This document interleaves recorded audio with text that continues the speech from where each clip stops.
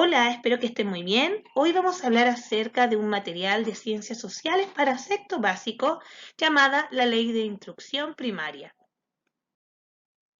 Bueno, como ya vimos en otros videos, Chile sufrió grandes cambios a fines del siglo XIX y mitad del siglo XX.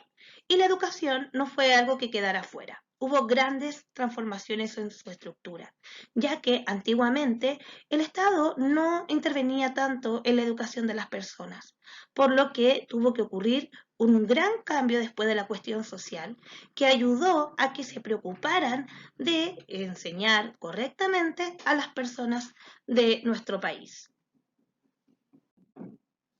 La expansión de la educación fue a través de la primaria y la secundaria. La primaria es la enseñanza básica en la actualidad y la secundaria la enseñanza media en la actualidad también. En 1860 se promulgó una ley llamada la Ley de Institución Primaria, es decir, donde se obligaba también a los menores que tuviesen que ir a la escuela, ya que antiguamente esto no era una obligación y había muchas personas que no sabían leer ni escribir. Esto aumentó la cantidad de niños y niñas matriculados y mejoró la calidad de vida de las personas. Así que en el principio del siglo XX había muchos niños que asistían a clase, pero todavía había un bajo proceso de aprendizaje. Hacia 1907 la tasa de analfabetismo alcanzaba a un 60% a nivel nacional, lo que era bastante alto. Según lo que hemos hablado, lo que tú puedas deducir, ¿qué es analfabetismo? Si no lo sabes, te lo dejo de tarea. En 1920, el Congreso logró aprobar la Ley de Instrucción Primaria, lo que ayudó mucho a que las personas siguieran asistiendo a las escuelas y que salieran de la pobreza, ya que, como podemos observar en este cuadro, el alfabetismo era mucho mayor en las zonas rurales, es decir, en el campo, ya que ahí no se obligaba a que los niños fueran al colegio, sino que eran más manos de obra en los campos, por lo que esta ley ayudó a que los padres tuviesen que llevar a los niños y a las niñas a estudiar. En este cuadro podemos ver que también la tasa de analfabetismo bajó de un 60% a un 46,7%, lo que fue muy significativo para la época. Esta ley señalaba que era obligatorio 4 años de instrucción primaria, es decir, como que fuésemos de primero básico a cuarto básico. Y los niños deberían tener entre 7 y 13 años. Esto fue muy importante porque hizo que las personas fueran mucho más intelectuales, pensaran más, tuvieran más reflexión y pudiesen salir del ámbito de la pobreza. Acá te dejo algunos ejemplos del plan de estudio que había en ese tiempo y que actualmente hay algunos que son similares, pero que otros no. Léelos y ve cuál te llamará la atención, cuál encuentras que no lo harías en la actualidad. Por ejemplo, la educación física, la higiene y la seguridad personal, la educación social y cívica, nociones de historia y geografía, idioma patrio, religión y moral, cálculo, tenemos nociones de ciencias naturales y física, música y canto, trabajos manuales, labores femeninas, etc. Por ejemplo, labores femeninas en la actualidad no es tomada como parte del currículum, ya que se considera muy machista. Pero en los tiempos en que yo estudié me hacían tejer o bordar, lo que es algo que en la actualidad no se ocupa, ya que estaban orientadas siempre al género femenino. En 1927 esto fue evolucionando.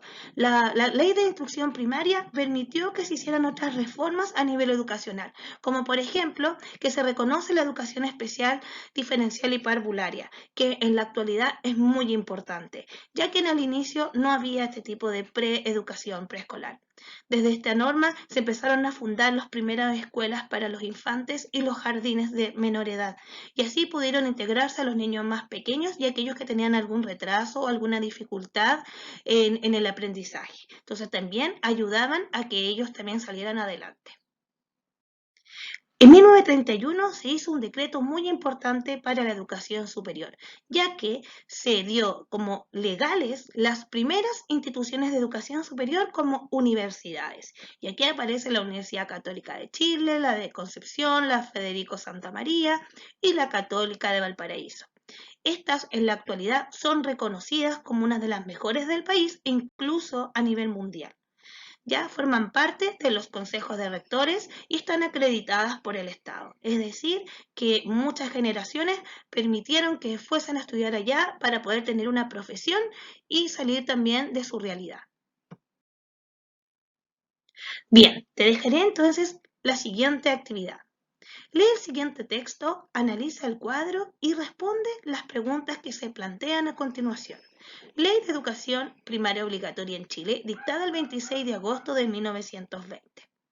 La educación primaria es obligatoria, la que se dé bajo la dirección del Estado de las municipalidades será gratuita y comprenderá a las personas de uno y otro sexo. Artículo 2. Los padres o guardadores están obligados a hacer que sus hijos o pupiles frecuenten durante 4 años a lo menos y antes que cumplan los 13 años de edad un establecimiento de educación primaria fiscal, municipal o particular. En los campos o lugares en que las circunstancias no permitan mantener escuelas permanentes o se creen escuelas temporales, los menores asistirán a estas durante 4 temporadas a lo menos. Te invito entonces a que veas este cuadro de las matrículas en escuelas fiscales particulares, por sexo en 1830 hasta 1930, ¿ya? Te invito a que lo analices, le pongas pausa y puedas responder las siguientes preguntas en tu cuaderno. A modo general, ¿qué pasó con el número de matrículas en el periodo de 1860 a 1930? Ve los datos y deduce qué habrá pasado. ¿Cree que es importante que el Estado intervenga para que los niños y niñas vayan a la escuela? Fundamente, sobre todo lo que está pasando a nivel nacional y mundial con muchas personas o niños que no pueden ir a la escuela porque no los dejan. ¿Cuál es la diferencia entre escuelas particulares y escuelas fiscales? Aquí puedes investigar. ¿Por qué cree que entre 1910 y 1920 aumentó más la matrícula en estas escuelas fiscales? Puedes deducir según las crisis económicas que se vivieron en el país.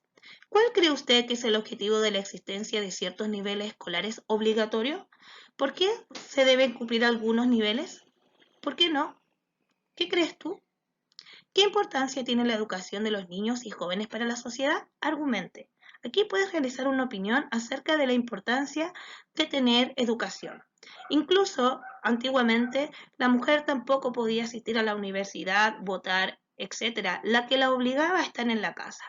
Cuando fueron a la universidad o empezaron a estudiar, se les abrió un nuevo mundo laboral y un mundo intelectual diferente, por lo que es muy positivo que todos tengan el derecho de poder estudiar. Realiza la tarea en el cuaderno. Cualquier duda me puedes comunicar. Nos veremos en nuestro próximo encuentro. ¡Chao!